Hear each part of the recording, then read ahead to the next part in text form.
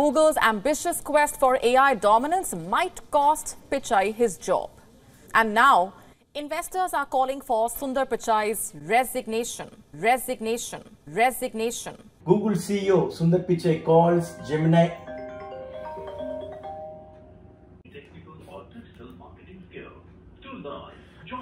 உன்னை பத்தி தான்டா பேசிட்டு இருக்கேன்.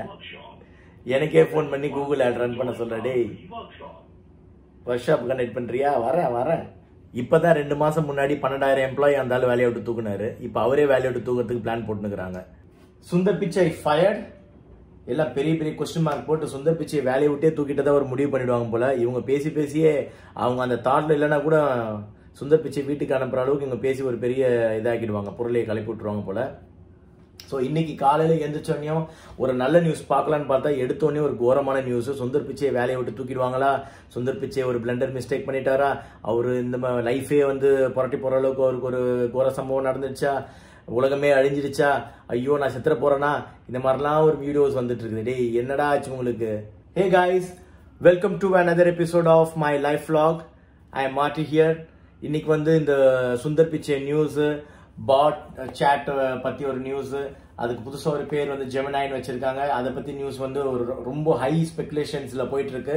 சுருக்கமா எல்லாருக்கும் புரியுற மாதிரி கிறிஸ்பா சொல்லி முடிச்சிடுறேன். சாட் ஜிபிடின்னு சொல்லிட்டு ஒரு 2 years முன்னாடி மைக்ரோசாஃப்ட் ரிலீஸ் பண்ணாங்க. அதை ரிலீஸ் பண்ணி கொஞ்ச நாளுக்குள்ள கூகுளும் எங்ககிட்டயே நீங்க வச்சிருக்க மாதிரி ஒரு ப்ராடக்ட் இருக்கு, அதுக்கு பேர் பாட் அப்படின்னு சொன்னாங்க. ஸோ இது என்னன்னா, சாட் ஜிபிடி என்னன்னா மோஸ்ட் ஆஃப் த பீப்புளுக்கு ஆல்ரெடி தெரிஞ்சிருக்கும். இது ஒரு ஏஐ ஆர்டிஃபிஷியல் இன்டெலிஜென்ட் டூல். அதுகிட்ட போய் நீங்க என்ன கொஸ்டின் கேட்டாலும் அது ஆன்சர் பண்ணும். இது ஒரு குழந்தை மாதிரி ஒரு ப்ராடக்ட். இப்போ அது குழந்தைன்னு சொல்லலாம். அது லேர்ன் தான் பண்ணிட்டு இருக்கு. அது ஃபுல்லி டெவலப்டு இல்லை. அது 100% ட்ரூ இன்ஃபர்மேஷன் உங்களுக்கு கொடுக்குமான்னு சொல்லிட்டு யாருமே உத்தரவாதம் இன்னும் கொடுக்கல. ஈவன் மைக்ரோசாஃப்டும் சரி கூகுளும் சரி உத்தரவாதம்ன்றது நாட் ஈவன் 50% அந்த மாதிரி இதுல தான் இருக்கு. அது லேர்னிங் ஸ்டேஜ்ல தான் இருக்கு. ஸோ இந்த மாதிரி ஒரு ப்ராடக்ட் 2 பேருமே ரிலீஸ் பண்ணும்போது ஹை காம்படிஷன்ஸ் இருக்கு. மைக்ரோசாஃப்ட் ஃபர்ஸ்ட் ரிலீஸ் பண்ணதுனால அவங்களோட ப்ராடக்ட் பத்தி சாட் ஜிபிடி ரொம்ப பிரபலமா பேசப்பட்டது. அதுக்கு நடுவில் இவங்க பாட் அப்படின்னு சொல்லிட்டு ஒரு ரிலீஸ் பண்ணாங்க. அதுல சில ப்ராப்ளம்ஸ் ஃபேஸ் பண்ணாங்க. ஸோ அதனால அதை பேக் அவுட் பண்ணிட்டு அதுக்கப்புறம் ஜெமினாய்னு சொல்லிட்டு அடுத்த வெர்ஷன் ரிலீஸ் பண்ணாங்க. ரெண்டுமே ஒன்று தான், ஜஸ்ட் நேம் சேஞ்ச் பண்ணிட்டு அதோட பக்ஸ் எல்லாமே ஃபிக்ஸ் பண்ணிட்டு அடுத்த வெர்ஷன் ரிலீஸ் பண்ணாங்க. இப்போ என்ன ப்ராப்ளம்னா, அந்த ஜெமினாயிலுமே மிஸ் இன்டர்பிரேட் பண்ற மாதிரியும் இமேஜஸ்லாம் ராங் இன்டர்பிரேட் பண்ற மாதிரி அது இமேஜஸ் ப்ரொடியூஸ் பண்ணிட்டு இருக்கு. இந்த சாட் ஜிபிடிக்கும் ஜெமினாய்க்கும் ரெண்டுத்துக்கும் ஒரே கான்செப்ட் தான். அட்வான்ஸ் சர்ச் இன்ஜின் மாதிரி. நீங்க சர்ச் இன்ஜின்ல போய் சர்ச் பண்ணும்போது அது எனி நம்பர் ஆஃப் ரிசல்ட் கொடுக்கும். அதுல இருந்து நீங்க தான் பெஸ்ட் ரிசல்ட் ஐடென்டிஃபை பண்ணி நீங்க யூஸ் பண்ணிக்கணும். சாட் ஜிபிடியும் பாட் என்ற ஜெமினையும் அதே வேலை தான் செய்ய போகுது. நீங்க டிசைட் பண்றதுக்கு முன்னாடி அதுவே ஒரு டேட்டா பேஸ்ல இருந்து இன்ஃபர்மேஷன் கலெக்ட் பண்ணி உங்களுக்கு எது ஈஸியா புரியுமோ, உங்களுக்கு எது ரொம்ப தேவைப்படுமோ அதுவே டிஃபைன் பண்ணி உங்களுக்கு ஒரு கிறிஸ்பா ஒரு ஆன்சர் சொல்ல போகுது. அந்த ஆன்சர் எடுத்து அப்படியே 100% நீங்க எடுத்துக்க கூடாது. ஏன்னா அது டெவலப்பிங் ஸ்டேஜ் தான் இருக்கு. ஆப்வியஸ்லி அது தப்பான இன்ஃபர்மேஷன் கொடுக்கறதுக்கு நிறைய சான்சஸ் இருக்கு ரெண்டுத்திலயுமே சரி. இப்போ சாட் ஜிபிடி எடுத்தீங்கன்னா அதோட டேட்டா பேஸ் 2021 தான் காமிக்குமே. ஆஸ் பர் த டேட்டா 2021 அப்படிதான் அது எதுவுமே ஸ்டார்ட் பண்ணுமே. ரியல் டேட்டா அது கொடுக்கவே கொடுக்காது. எந்த சாட் பாட்டுமே எந்த சாட் இன்ஜினியருமே அது ரியல் டேட்டா கொடுக்கவே கொடுக்காது. அதுக்கான கெப்பாசிட்டியும் அதுக்கு இல்லவே இல்லை. ஃபர்ஸ்ட் அந்த வேலையை விட்டு தூக்குவாங்களா தூக்க மாட்டாங்களா தெரிஞ்சுக்கிறதுக்கு முன்னாடி ஆர்டிபிஷியல் இன்டெலிஜென்ஸ் தான் என்னன்றது நம்ம எல்லாமே தெரிஞ்சுக்கணும். காதலன் படத்துல வடிவேலு சொல்லுவார் இல்லையா, ஜில் ஜங் ஜக் அப்படின்னு சொல்லிட்டு, அந்த மாதிரி ஆர்டிபிஷியல் இன்டெலிஜென்ஸுமே 3 டைப்ஸ் இருக்கு. ஃபர்ஸ்ட் ஆர்டிபிஷியல் நேரோ இன்டெலிஜென்ட், இத வீக் இன்டெலிஜென்ட்னு சொல்லுவாங்க, வீக் ஏஐன்னு சொல்லுவாங்க. நெக்ஸ்ட் வர்றது ஆர்டிபிஷியல் ஜெனரல் இன்டெலிஜென்ட், அதுக்கப்புறம் ஆர்டிபிஷியல் சூப்பர் இன்டெலிஜென்ட். இந்த மாதிரி 3 டைப்ஸ் இருக்கு. நம்ம ஃபர்ஸ்ட் சொன்னோம் இல்லையா, ஆர்டிபிஷியல் நேரோ இன்டெலிஜென்ட், அதாவது வீக் ஏஐ. இதை தான் இப்போ நம்ம பெருமையா யூஸ் பண்ணிட்டு இருக்க அலெக்சா, இன்ஃபேக்ட் டெஸ்லா, இதுல எல்லாமே இந்த வீக் இன்டெலிஜென்ட் தான் யூஸ் பண்ணிட்டு இருக்காங்க, வீக் ஏஐ தான் யூஸ் பண்ணிட்டு இருக்காங்க. இது ஒரு குழந்தை மாதிரி. நம்ம என்ன சொல்லித்தரமோ அதை நமக்கு ரிப்பீட் பண்ணும். நம்ம சொல்லித்தரோம், நம்ம சொல்லித்தரது இல்லை. ஃபேக்டரியில அவங்க அலெக்சால ப்ரீ டிஃபைன்டா டெம்ப்ளேட்ஸ் வச்சிருப்பாங்க. இதை ப்ராம்ப்ட் இன்ஜினியரிங் சொல்லிட்டு அதுக்கு ட்ரெயின் பண்ணுவாங்க. அது ஒரு குழந்தை மாதிரி. நம்ம என்னெல்லாம் அந்த ஆன்சர் சொல்லி தரமோ கொஸ்டினையும் ஃபீட் பண்ணுவாங்க, அதுக்கான ஆன்சரையும் ஃபீட் பண்ணுவாங்க. ஒரு கொஸ்டின் கேட்டா அதுக்கு வந்து எனி நம்பர் ஆஃப் ஆன்சர்ஸ் வந்து அது ஆன்சராக இருக்கலாம். ஓகேங்களா?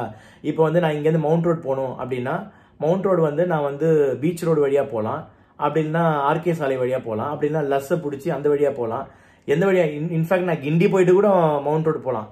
There could be any number of probability. அதை பேஸ் பண்ணி தான் வந்து அந்த ஆர்டிஃபிஷியல் இன்டெலிஜென்ஸே கிரியேட் பண்ணலாம். தி பெஸ்ட் ஆன்சரை வந்து அது உங்களுக்கு ஃபர்ஸ்ட் கொடுக்கும். பட் இந்த ஆன்சர் எல்லாமே வந்து ஃபர்ஸ்டே ஃபீட் பண்ணிடுவாங்க.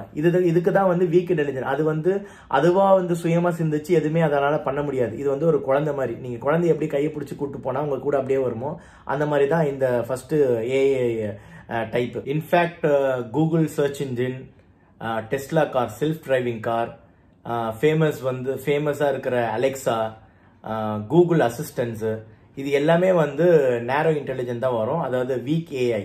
அடுத்தது பாத்தீங்கன்னா ஆர்டிஃபிஷியல் ஜெனரல் இன்டெலிஜென்ட்.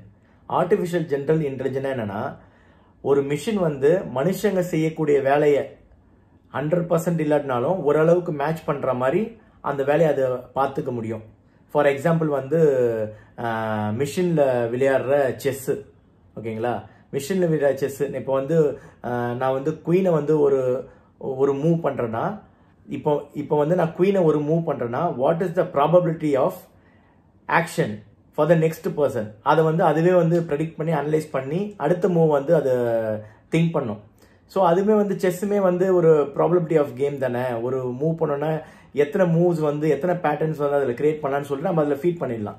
அந்த டேட்டாவை அதை அனலைஸ் பண்ணி நெக்ஸ்ட் பெஸ்ட் மூவ் வந்து அதை வந்து ப்ரொசீட் பண்ணும். இதுதான் வந்து ஆர்டிஃபிஷியல் ஜெனரல் இன்டெலிஜென்ட். இந்த ஜெனரல் இன்டெலிஜென்ட்டுமே அதுக்கு சொல்லி தரப்பட்ட விஷயம் மட்டும் தான் பண்ணுமே தவிர சொல்லி தராத விஷயம் அதுக்கு பண்ணவே தெரியாது. அதுக்கு தான் வந்து ஹியூமன் இன்டெலிஜென்ட் தேவைப்படுது. ஃபார் எக்ஸாம்பிள் இப்போ வந்து ஒரு மிஷின் கிட்ட போயிட்டு 1 மில்லியன் டாக்குமெண்ட் வந்து நீ ப்ராசஸ் பண்ணி காமி அப்படின்னு சொன்னா ஃபிராக்ஷன் ஆஃப் மினிட்லயோ ஃபிராக்ஷன் ஆஃப் செகண்ட்லயோ கூட அது வந்து அதனால பண்ண முடியும். ஏன்னா வந்து அந்த விஷயம் அதுக்கு சொல்லப்பட்டிருக்கு, அது வந்து ஃபீட் பண்ணிருக்காங்க. ஒரு ஸ்டெப் வந்துன்னா இந்த 100 ஸ்டெப்பை நீ வந்து அப்படியே ஃபாலோ பண்ணுன்னு சொல்லி கொடுத்துருக்காங்க. அது வந்து யோசிக்க தேவையில்ல, கடகட அதை பண்ணி முடிச்சிடும். ஆனா அதே மிஷின் கிட்ட போயிட்டு நீ வந்து எழுந்துச்சு பக்கத்துல கடைகளை போயிட்டு ஏதாச்சும் பொருள் வாங்கிட்டு வான்னு சொன்னா அதுக்கு வந்து பண்ண தெரியாது, அந்த மிஷினுக்கு பண்ண தெரியாது. ஃபியூச்சர்ல வந்து அந்த மாதிரி வரலாம், ரோபோட்ஸ் வரலாம், அது வந்து இன்னும் அட்வான்ஸ்டான டெக்னாலஜி கிரியேட் ஆனால் பட் இப்போதைக்கு வந்து அதனால பண்ணக்கூடிய சாத்தியம் இல்லை.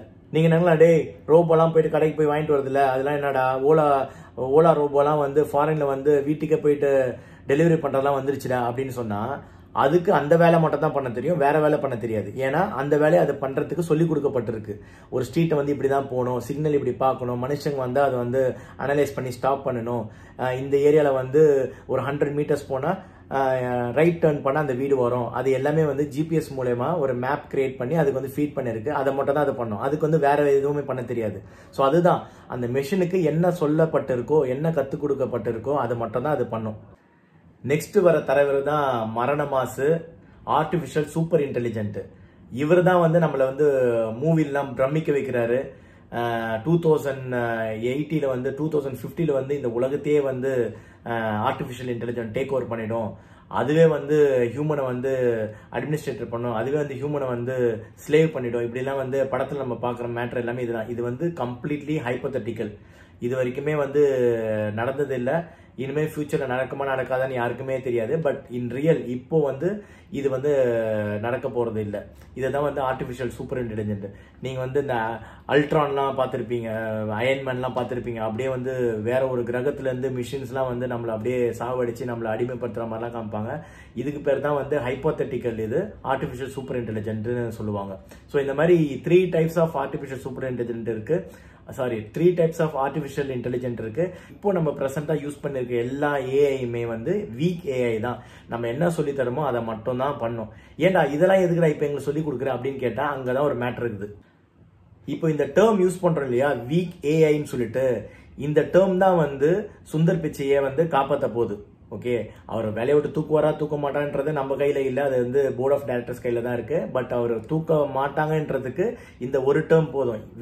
வீக் ஏஐன்னு ஏன் சொல்றோம்னா இது வந்து இன்னும் ஒரு குழந்தை மாதிரி தான். இன்ஃபேக்ட் நீங்களே வந்து கூகுளில் போயிட்டு அவங்க ஜெமினை ஆப் ஓப்பன் பண்ணிங்கன்னா அதில் வந்து டேர்ம்ஸ் அண்ட் கண்டிஷன்ஸ் இருக்கும். அதில் வந்து இந்த மேட்டர் வந்து கிளியராக சொல்லியிருப்பாங்க. இது வந்து ஒரு டெவலப்மெண்ட் ஸ்டேஜில் தான் இருக்குது, இன்னும் ப்ரொடக்ஷன் ஸ்டேஜில் போல. இது வந்து நிறைய மிஸ்இன்டர்பிரேட் பண்ணுற இன்ஃபர்மேஷன் கொடுக்க நிறைய சான்ஸ் இருக்குன்னு சொல்லிட்டு அதுலேயே வந்து உங்களுக்கு மென்ஷன் பண்ணியிருப்பாங்க. ஃபர்ஸ்ட் டேர்ம்ஸ் அண்ட் கண்டிஷனில் தான் நீங்கள் வந்து சைன் பண்ணியிருப்பீங்க. அதில் வந்து ஒரு 5 பாயிண்ட் கிளியராக கொடுத்துருப்பாங்க. அந்த 5 பாயிண்ட்டுமே வந்து எக்ஸ்பெரிமெண்ட்னு சொல்லிட்டு வெல் டிஃபைன் பண்ணியிருப்பாங்க. அது என்னன்னா accuracy, persona, bias, false positive and false negative. இதோட முக்கியமான ஒன்று vulnerability to adversarial prompting. இந்த 5 பாயிண்ட்டுமே ரொம்ப ரொம்ப முக்கியமான பாயிண்ட். இந்த 5 பாயிண்ட்டுமே தெள்ள தெளிவாக என்ன சொல்லுதுன்னா, அதை நான் சுருக்கமாக சொல்கிறேன். அது வந்து கரெக்டான இன்ஃபர்மேஷன் கொடுக்கணும்னு சொல்லிட்டு 100% கேரண்டி கிடையாது. தப்பான இன்ஃபர்மேஷன் கொடுக்கலாம். அது வந்து அந்த கொடுக்குற இன்ஃபர்மேஷனை வச்சு நீங்கள் வந்து ஒரு முடிவுக்கு வரவே கூடாது. உங்களோட சுய சிந்தனையை வச்சு, உங்களோட இன்டெலிஜென்ட் வச்சு தான் நீங்கள் ஒரு முடிவுக்கு வரணும். முக்கியமாக இப்போ இஷ்யூ என்ன நடக்குதுன்னா, பயாஸ்டு ஆன்சர் பண்ணுது, ஒரு சார்பு மக்களுக்கு சாதகமாக தான் ஆன்சர் பண்ணுதுன்னு சொல்கிறாங்க. அதுவும் வந்து அங்கே தெளிவாக கொடுத்துருக்காங்க. இது வந்து பயாஸ்டாக வந்து ஆன்சர் பண்ணுறதுக்கு சான்ஸ் இருக்குது. ஏன்னா இந்த டேட்டா எங்கேருந்து எடுக்குதுன்னா இன்டர்நெட்லேருந்து தான் எடுக்குது. Google search engine, Bing, Yahoo, இந்த மாதிரி நிறைய டேட்டாஸை வச்சு தான் அது வந்து ஒரு கலெக்டிவான இன்ஃபர்மேஷன் எடுத்து அதில் வந்து ஒரு பெஸ்ட் ஆன்சரை வந்து உங்களுக்கு வந்து அது ப்ராம்ப்ட் பண்ணுது. ஸோ அதனால வந்து அந்த ஆன்சர் வந்து பயாஸ்டாக இருக்கிறதுக்கு நிறைய சான்ஸ் இருக்கு.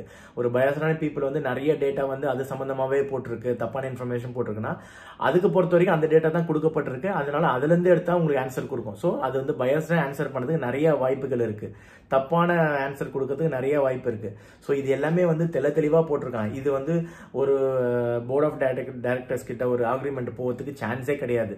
இது வந்து ஒரு தேவையில்லாம ஒரு ஸ்பெகுலேஷன்ஸ் தான் கிரியேட் பண்ணுதே தவிர மற்ற எந்த விதத்திலயும் வந்து சுந்தர் பிச்சை வேலைக்கோ எதுவுமே வந்து பாதிப்பு அடையறதுக்கு எந்த சாத்தியக்கூறுகளும் எனக்கு தெரிஞ்சு இல்லை. உங்களுக்கு ஏதாவது தெரிஞ்சிருக்கு, மேபி கார்பரேட்ல வந்து எவ்வளோ பாலிடிக்ஸ் நடக்குது, அந்த பாலிடிக்ஸ்ல இவர் ஏதாச்சும் ஒரு மிங்கிள் பண்ணி விட்டு இவர் வந்து இது பண்ணலான்னு கூட பார்க்கலாம், அது நமக்கு தெரியாது. பட் ஆனால் as a technology, as a டெக்னீஷியனா எந்த சாத்தியக்கூறுக்குமே அவர் தப்பான முடிவு எடுத்துக்க எந்த சாத்தியக்கூறுமே எனக்கு தெரிஞ்சு இல்லை. உங்களுக்கு ஏதாச்சும் தெரிஞ்சிருக்கு, அதை பற்றி ஏதாச்சும் நீங்கள் ஷேர் பண்ண விரும்பினா கமெண்ட்ல வந்து மென்ஷன் பண்ணுங்க. நான் அதுக்கு எனக்கு தெரிஞ்ச ஆன்சர் நான் கொடுக்குறேன். Thank you. I will see you in my next video. அவர் பண்ண தப்பு ஒன்னே ஒன்று தான் எனக்கு தெரிஞ்சு. என்ன தப்பு தெரியுமா? நம்ம எல்லாருக்கும் ஆக்சஸ் கொடுத்ததாண்டா டே, லீவ் லெட்டர் எழுத தெரியல, ரெஸ்யூம் ரெடி பண்ண தெரியல, ஒரு எஸ்ஐ எழுத தெரியல, எல்லாம் இப்போ நல்லா எழுதுறீங்களா? எவ்வளோ ஜாலியாக இருக்கு உங்களுக்கு. The things we gave Gemini the capability to do was to generate images like you talked about, but it turns out that that it wasn't working quite the way we intended it to work. It had these issues with the historical figures. So, and this points out one of the nuances that comes with advanced AI that, as a field, we're all grappling with. That, which is a well-intended feature, was applied, it turns out, too bluntly across all of it. So then, in cases where you ask something historical, like give me medieval kings of England, depictions from the 16th century, then of course that should be a much narrower distribution that you give back. And we care, of course, about historical accuracy, so we've taken that feature offline while we fix that, and we hope to have that back online in the next very short order, next couple of weeks.